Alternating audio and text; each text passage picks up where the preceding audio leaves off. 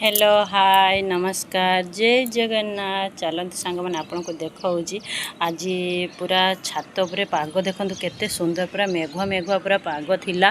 तो से तो आज भेंडी आलू पकईकी गोटे खटा तरकारी कर बिलाती आंबुल पकईकी दीटा सारा मिक्स करके गोटे खटा तरकारी कर देखा। चलते देखा आ केमितिका तैयारी करुँच टे नरम हो आसिले तो सोरिष मसला पकईदे। सोरिष मसला पकईदे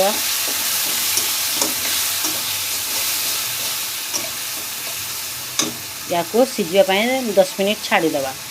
सांग मैंने देखु ए मसला हो सारानी भेंडी आलू कि ना पकी सारे पकी सारा पर तो एमतीका या 5 मिनिट एमतीका चलेबा।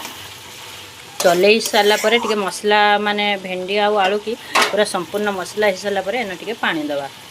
सांग मैंने एन टे पानी देदेबा। तो पानी पानी एटा पूरा रेडी हो गला। पानी टे फुटिला पर हमर भेंडी आलू खट्टा पूरा रेडी।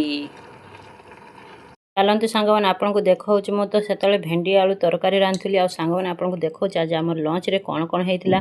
उष्ण चाउल पूरा भात होइला ता सहित आचार तापर मुझे भेंडी आलू तरकारी रांधुली सी हूँ भेंडी आलू तरकारी यहाँ माने पूरा खट्टा आउ कुंदरी आलू भाजा ये हूँ आमर लंच। आपण को जदि आमर लंच आ भिडटी जदि भल लगे गोटे लाइक गोटे सब्सक्राइब गोटे शेयर टी करदेवे गोटे कमेंट टी देवे। रहुछि जय जगन्नाथ।